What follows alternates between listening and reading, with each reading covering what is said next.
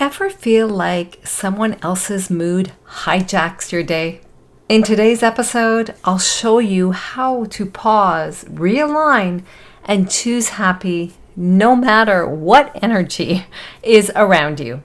You'll walk away with a simple 5-step method you can use anytime to keep your intentions on track and your energy steady. Come on in, it's time to choose happy. Wherever you are, whatever time it is, you have a choice. Are you ready to break free from self-doubt and negative self-talk? I'm Marie, mindset mentor, life coach, and author of the Choose Happy Affirmations. Here, you'll find mindset shifts, affirmations, and simple tools to create a life that feels as good in the inside as it looks on the outside. Welcome to Choose Happy with Marie.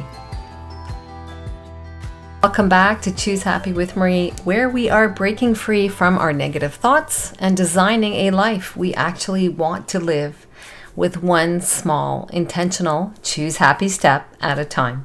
You know those days when you wake up feeling grounded, your plan is set for the day, and you're ready to show up exactly how you intended. You know what that feels like? Okay, and then someone else's mood crashes into yours. It might be a coworker's frantic email at 8:02 a.m., or a partner's bad mood, or a friend's stress spilling into your morning as you scroll over your breakfast. And without even realizing it, you've gone from steady and focused to reacting, scrambling, smoothing things over, and suddenly their mood is steering your day. We've all been there. And here's the thing. If we let other people's energy guide us in the small moments, it's almost impossible to design the big picture of living our happy life with intention. So what we're diving into today is how to align your actions with your intentions, even when someone else's energy tries to pull you off course. Today's topic is actually inspired by a listener who did reach out to me and asked me how she could protect her energy from other people, other people's reactions, other people's whatever is happening in their life. Thank you for that suggestion, and this is why we have today's topic. So here's what often happens when we're pulled off course by someone else's energy. We slip into acting from obligation or from habit. What does that look like? Okay, obligation sounds like this. I don't really want to do this, but I don't want to upset them. Habit sounds like this. This is just what I always do when they're like this.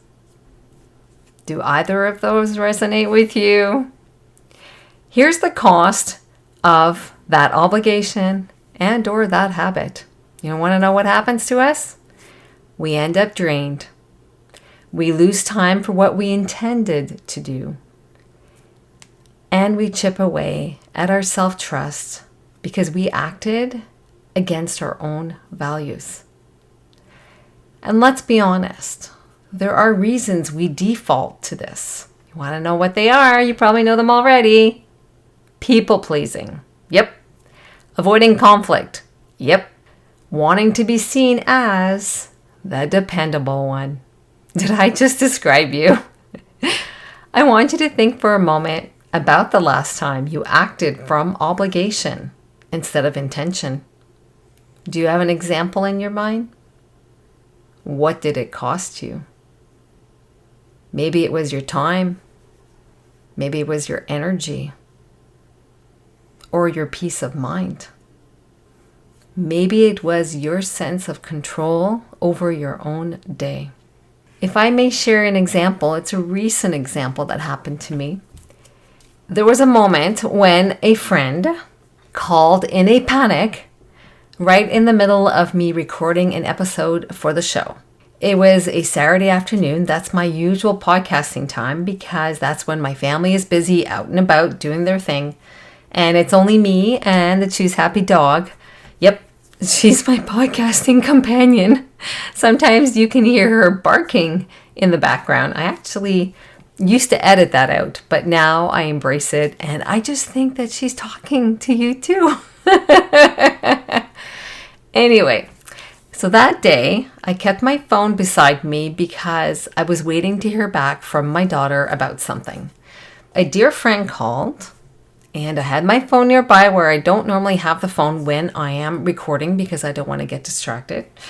And I answered it because I want to be there for my friends. So I stopped the recording midway and spent the next hour listening and helping. Even though I knew I needed to get back to the recording and I would probably lose my place. Because when I'm recording, I try not to be interrupted so that I, continue the recording in a good way and not in a distracted way. She hung up feeling better, so that's great. But for me, I felt resentful. And it wasn't targeted at her because I love her, but at myself for letting my day, that occurrence, be dictated by someone else's energy. And you know what? I couldn't get back into the episode. My focus was gone. I had to delete it and start over. It's not her fault. I'm the one who picked up the phone, and I'm glad she called. I want to be there for my friends. And I'm sure you want to be there for your friends and family too. But I also learned something important about protecting my own energy and my own time. I want to introduce you something called the power of the pause. It's where everything can change, where there's a space between what happens to you and how you respond. And that space is where choosing happy lives. And science actually even backs this up. I did some research on this. The emotional center of our brains, the amygdala, I hope I pronounced that right, reacts before your logical thinking brain, the prefrontal cortex, has a chance to weigh in. So a pause, even a few seconds, can help you move from reactive mode into intentional mode.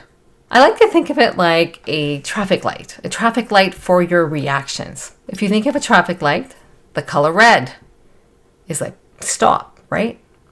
So I look at it as let's pause, let's breathe, let's take a deep breath.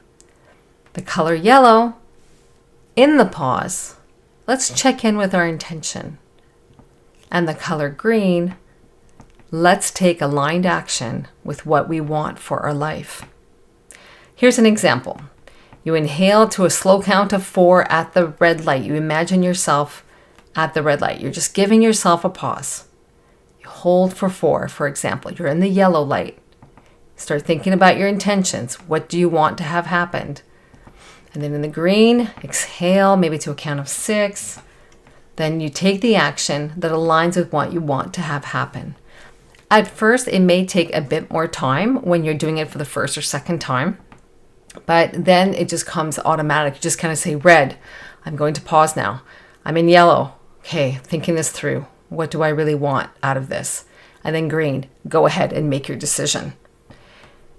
Notice even like a short pause, it actually can change the energy in our body because we've stepped out of autopilot, so we're not reacting. We're actually choosing what we want to do next. When I can, when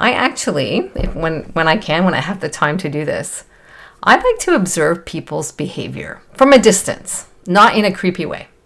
Maybe like what they do in Paris, France. I was there this summer with my son, and I just loved how the restaurant patio chairs, they face outward for people watching. So that was really cool. I like that there's a culture there that encourages people watching. And you know what I often see? There are 2 things I often see. The first, and no, I'm not commenting on wardrobe or anything like that, is I see an instant response to things that happen. So maybe a conversation is happening and the person just instantly responds. Sometimes it's okay. Sometimes it triggers the other person. And then second is a reactionary response, as I mentioned. That's not choosing. When we react, we are choosing, but we're not actively choosing. And when we're not actively choosing our response to situations, it can often lead to unhappiness because we feel out of control with the result of that interaction. Another thing I'd like to share with you is like practical steps. I have a 5-step practical step called the pause and realign method. And I personally use this, and I do use it with my coaching clients. And I will be sending this in writing to members this week. So if you would like a written version of this that you can see, not just the audio version, just make sure you're a Choose Happy member and you'll get it this week. So the pause and realign method. Number 1, anchor into your intention. So when something is happening, before responding, remember what was your intention either for the day or for the moment. If you're hanging out with your family or your friends, what is your intention? Do you want to bring love? Do you want to bring happiness? Do you want to bring peace? Like, what is your intention for the situation or for your day? And if you want to look at it in a bigger space of time. Number 2, name your choice. So this is where you ask yourself, what I'm about to do, what I'm about to say, is it coming from my heart, from what I want, or from habit or obligation? Number 3, decide your energy. You get to decide what you want to bring forward before you act. Do you want to bring forward energy of calm, compassion, groundedness, love? Number 4, this is a big one. Release what's not yours. You are not responsible for fixing someone else's mood. I know many of us do feel that, but we are not responsible. We could influence it a little bit, but we are not responsible for them. And number 5, act with alignment. This is where you decide. You take the step that feels right to you, even if it's not what others expect. So that's the 5 steps. The pause and realign method. Number 1, anchor into your intention. What do you want? Number 2, name your choice. Do you want to choose from your heart, or do you want to continue with the habit and the obligation that you've been doing? Number 3, decide your energy. What do you want? Number 4, release what's not yours. And number 5, act with alignment for what you want. If you would like a written version of this pause and realign method, plus the affirmation that I am pairing with this for this week, I'll be sharing them both in my email newsletter for members, free to join at choosehappywithmarie.com. And it's a simple way, to keep these tools close at hand. When you need them, you can save the email and you can easily refer back to it. So I hope that inspires you to just not react to other people's energy. I know it's really hard, but you can. You just need to pause. There's a lot of power when we pause. Remember, happiness happens by design, not by default, and it's built one aligned choice at a time. Until next week, wishing you a wonderful week, choosing happy. Cheers! Thanks for listening to Choose Happy with Marie. If today's episode spoke to you, I would love it if you could share it with a friend or leave a quick review for the show. It helps more women find this kind of support. Remember, you don't have to overhaul your life to start feeling better. You just have to choose happy right where you are, one choose happy choice at a time. I'll see you next time. Take care.